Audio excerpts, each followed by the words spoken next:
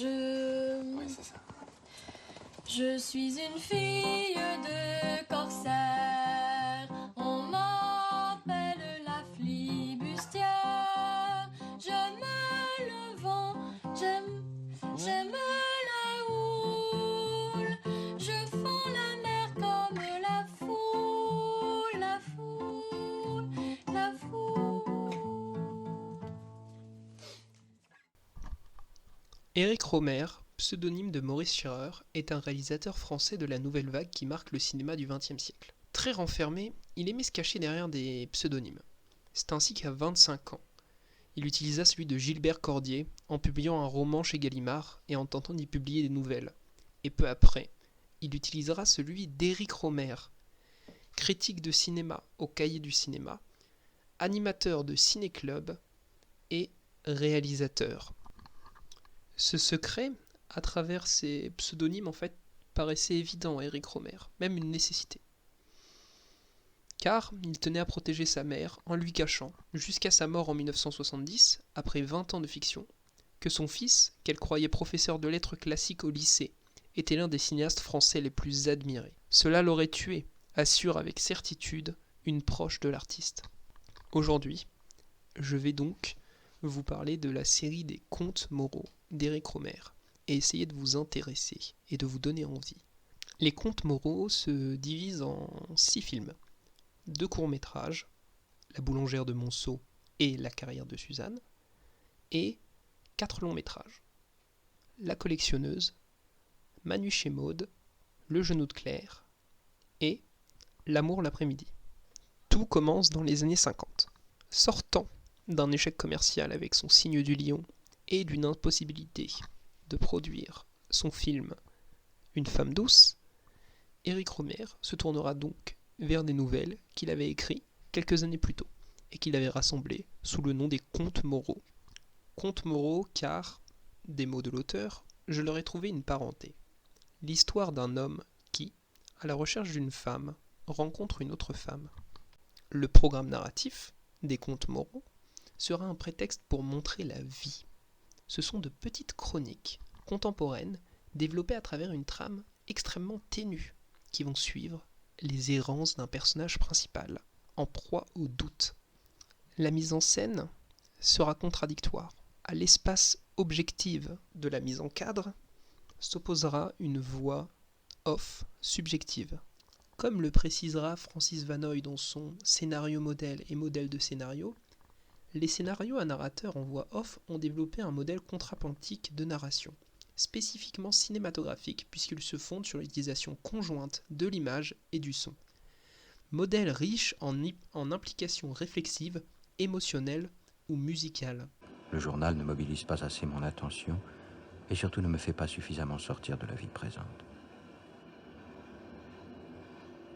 Mon trajet matin et soir correspond à peu près à la dose de lecture que j'aime absorber sans interruption.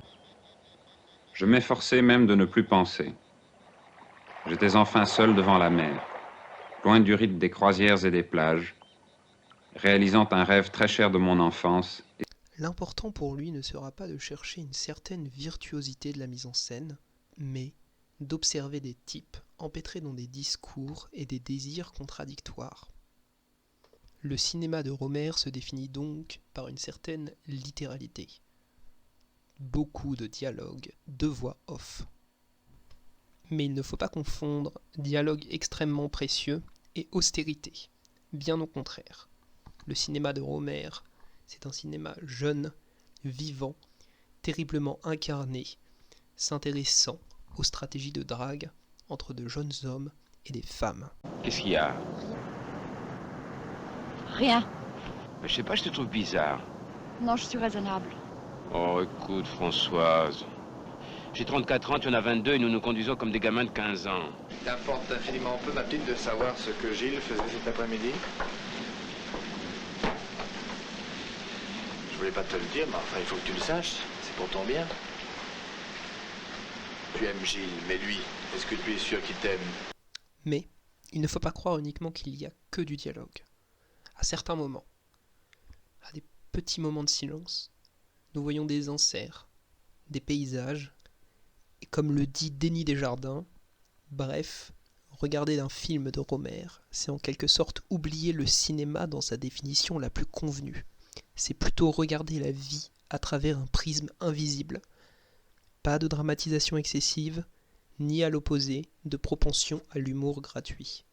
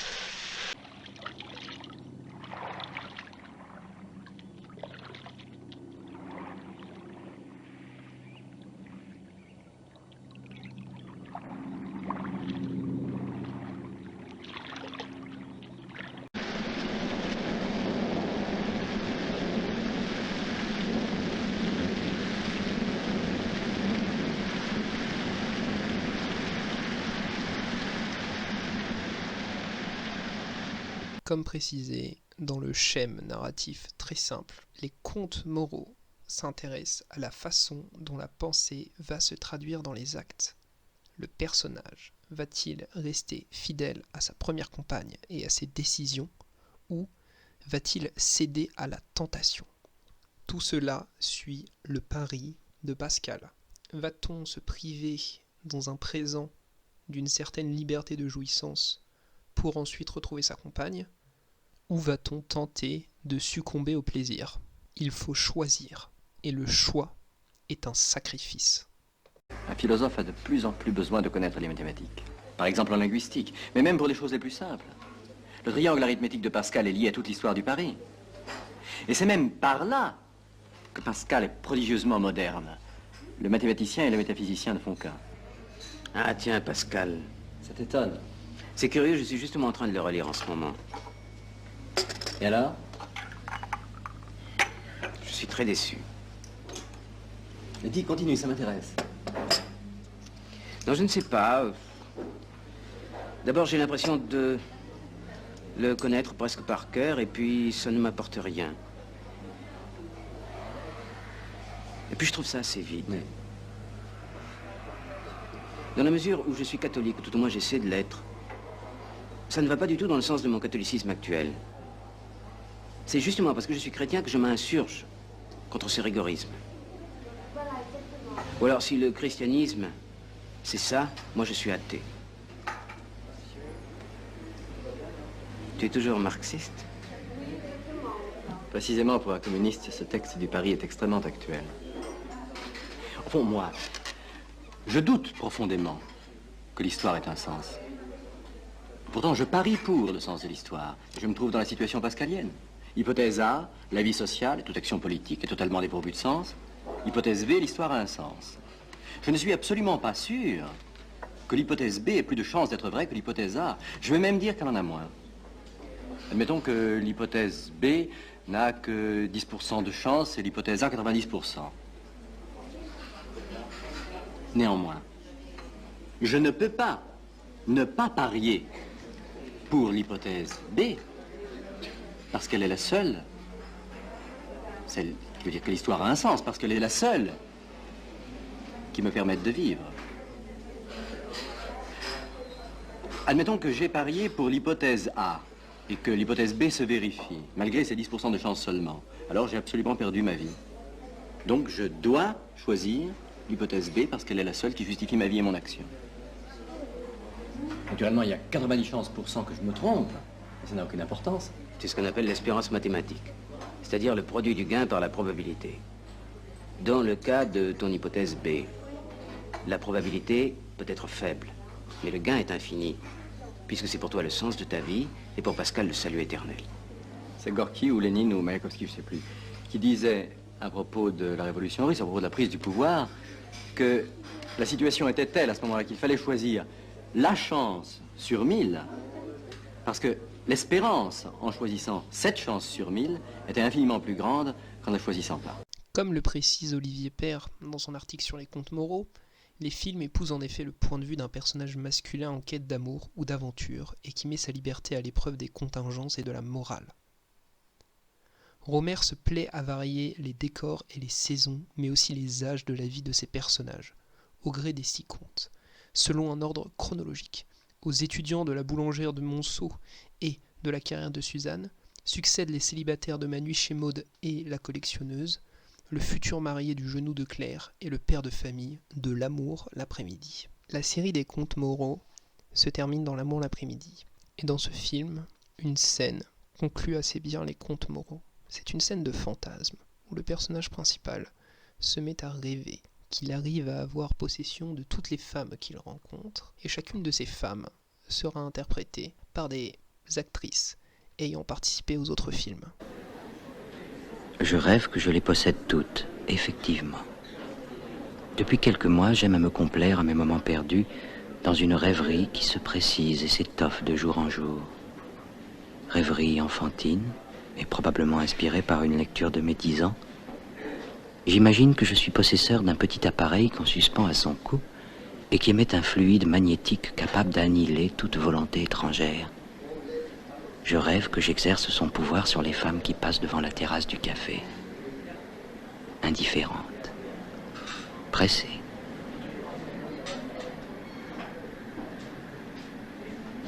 Hésitantes, occupées, accompagnées, solitaires.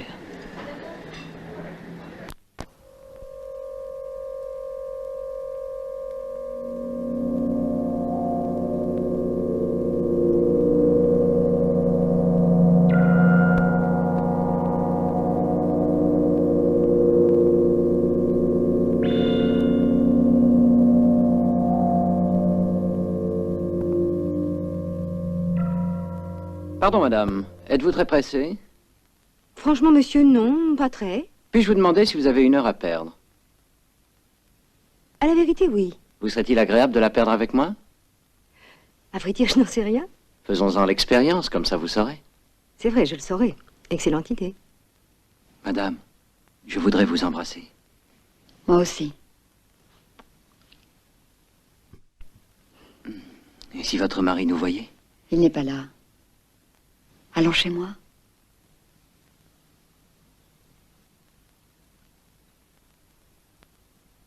Avec vous, il n'y a même pas besoin de parler. Mais vos intentions sont si claires. Hep, taxi! Mademoiselle, êtes-vous professionnelle? 10 000. Moi, mon prix, c'est 20 000. C'est donné.